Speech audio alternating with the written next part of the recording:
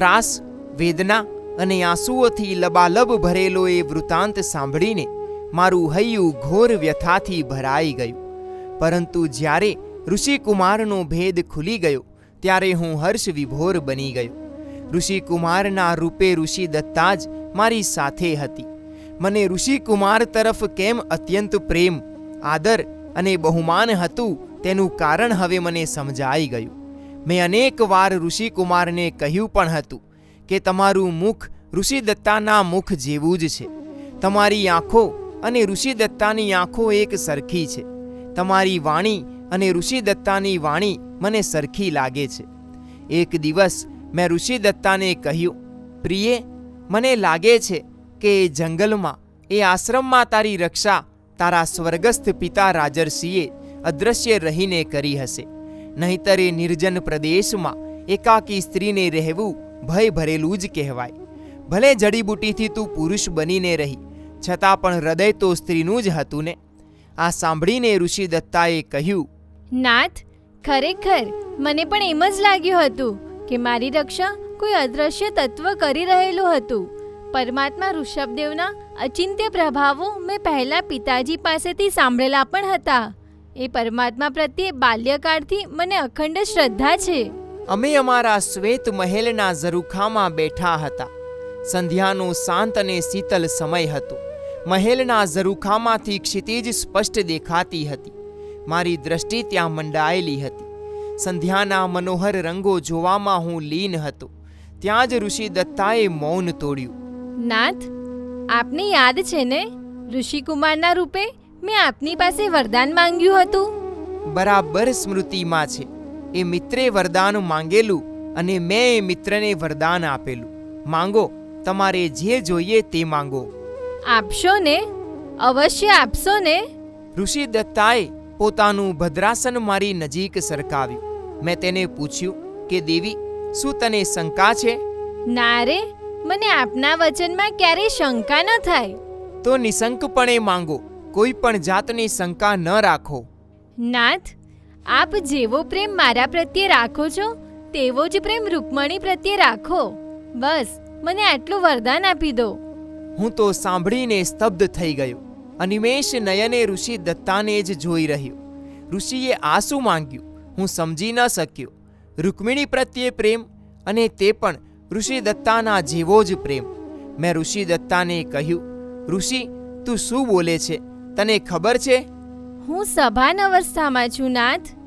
આપનો પ્રેમ મારી બહેનને પણ મળવો જોઈએ. જેટલો પ્રેમ મને મળે છે એટલો જ પ્રેમ એને પણ મળવો જોઈએ. એના પ્રત્યે મારા હૈયામાં ભારોભાર રોષ છે. એને હું કેવી રીતે ચાહી શકું? એનું મુખ પણ જોવા હું રાજી નથી. એ રોષને કાઢી નાખો નાથ. આપ તો કરુણાવંત છો. એની ભૂલને ભૂલી જાઓ. એની ક્ષમા કરી દો. પરંતુ એણે કેવો ભયંકર અપરાધ કર્યો છે એ તું જાણે છે ને? આવો ઘાતકી અને ક્રૂર વર્તાવ કરનારીને હું ક્ષમા આપું? ઋષિ, મારાથી એ શક્ય નથી. કંઈ જ અશક્ય નથી સ્વામીનાથ. આપ એના અપરાધનું વાસ્તવિક કારણ વિચારો તો આપનો રોષ ઉતરી જશે. મારા પિતાજી કહેતા હતા કે દરેક જીવાત્મા પોતાના પુણ્યકર્મના ઉદયથી સારું કામ કરે છે, પોતાના પાપ કર્મના ઉદયથી ખોટું કામ કરે છે. રૂકમણીના પાપ કર્મનો ઉદય જાગ્યો હશે, માટે જ તેણે ખોટું કામ કર્યું. એના પાપ કર્મે એની પાસે ખોટું કામ કરાવ્યું છે. એમાં જીવાત્માનો શો દોષ? પરંતુ ઋષિ, તું વિચાર કર કે તારા પ્રત્યે એને કેવી ઘોર ઈર્ષ્યા છે. તને મારી પાસેથી દૂર કરવા એણે કેવું ષડયંત્ર રચ્યું.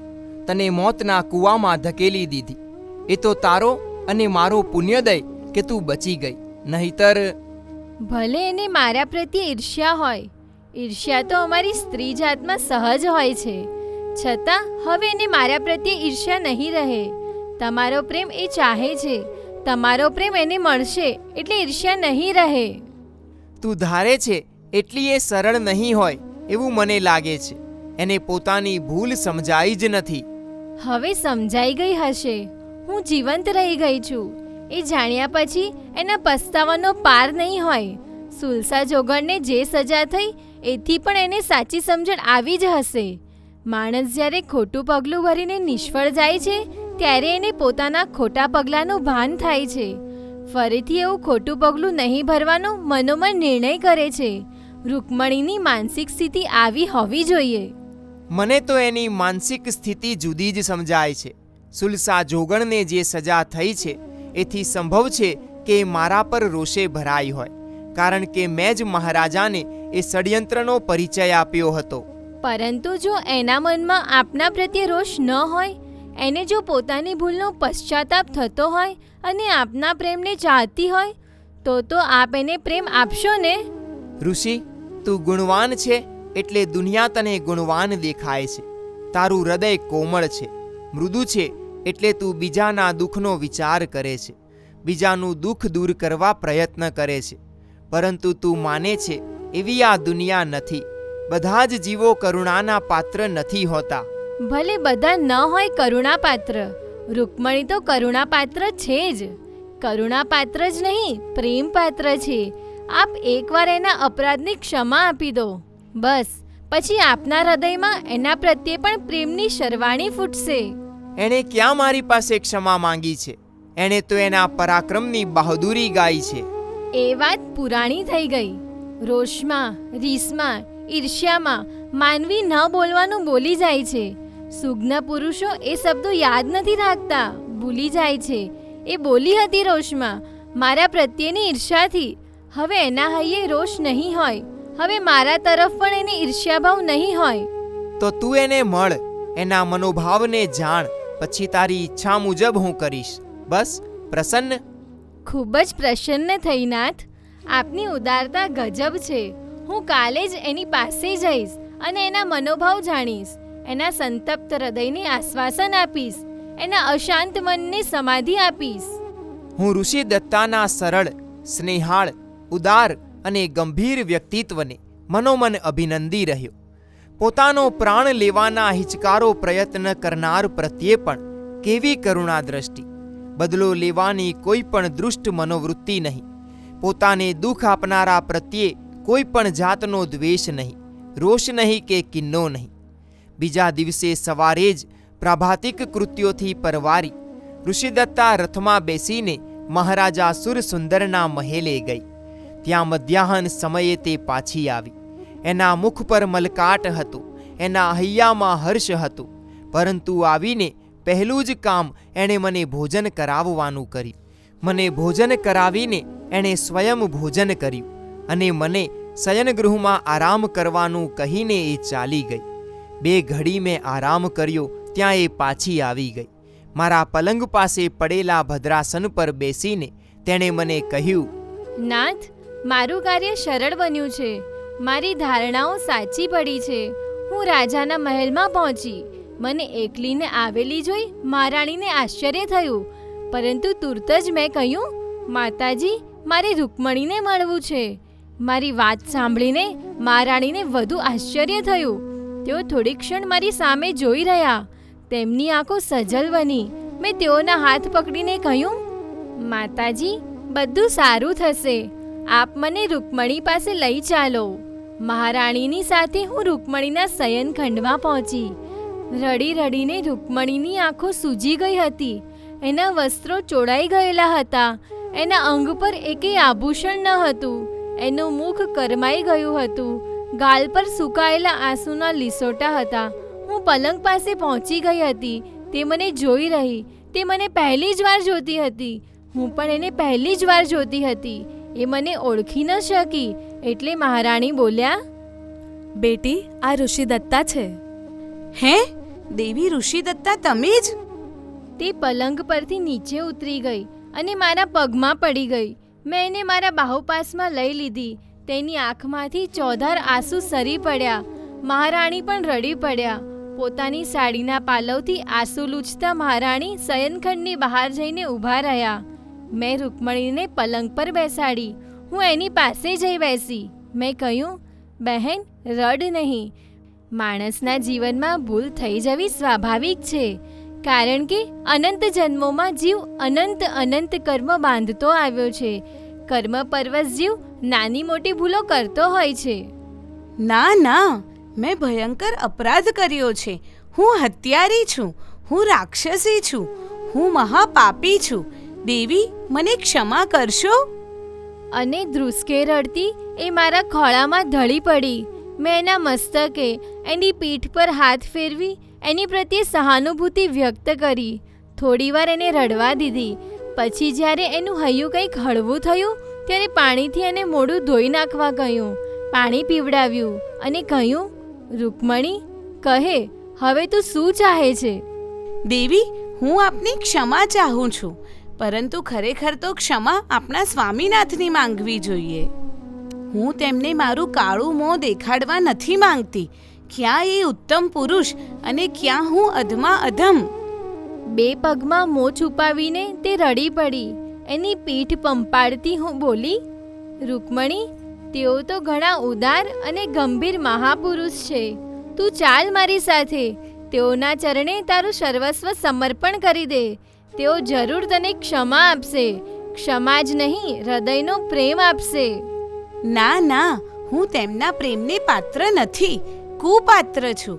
ઈર્ષ્યાની સાક્ષાત મૂર્તિ છું, અસ્પૃશ્ય છું. એ ગુણ મૂર્તિના ચરણોને સ્પર્શ પણ કરવા લાયક નથી. તમે દેવી કહેજો કે તેઓનું નામ યાદ કરતી હું જીવન પૂરું કરીશ. એવો સંકોચ ન રાખ રૂકમણી. ચાલ, ઊભી થા. વસ્ત્ર બદલી લે, શણગાર સજી લે. હું તને મારી સાથે જ લઈ જવા આવી છું. મેં રૂકમણીનું મુખ ઊંચું કરી તેની દ્રષ્ટિમાં મારી દ્રષ્ટિ મેળવીને તેની અનુમતિ માંગી. તેની આંખોમાં આર્દ્રતા હતી, વિવશતા હતી, વેદના હતી. મેં મહારાણીને કહ્યું, માતાજી, રૂકમણીના લગ્ન સમયના વસ્ત્રો લાવો, એના અલંકારો લાવો. આજે હું જ એને શણગારીશ. મહારાણીની આંખો હર્ષના આંસુથી ઉભરાઈ. હૈયું ગદગદ થઈ ગયું. તેઓ બોલ્યા, ઋષિદત્તા, સાચે જ તું મહાદેવી છો. અને તેઓ ઝડપથી ચાલ્યા ગયા. થોડી જ વારમાં રૂકમણીના વસ્ત્રો અને અલંકારો લઈને આવી ગયા.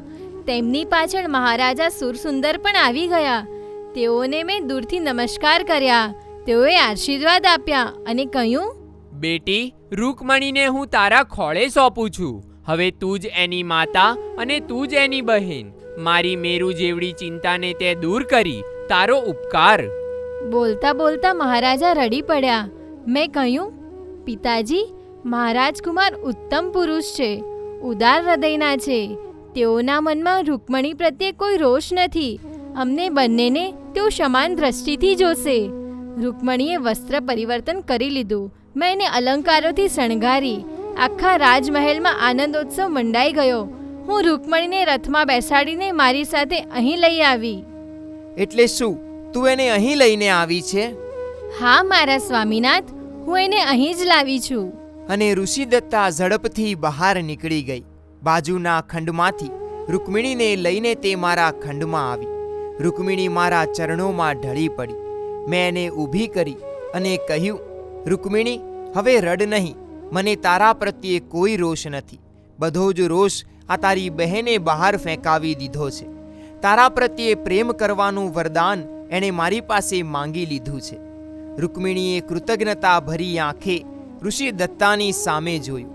ઋષિદત્તા નીચી દ્રષ્ટિ કરીને ધીરે ધીરે શયનખંડમાંથી બહાર ચાલી ગઈ અને રૂકમિણી મારા પગ પાસે બેસી ગઈ.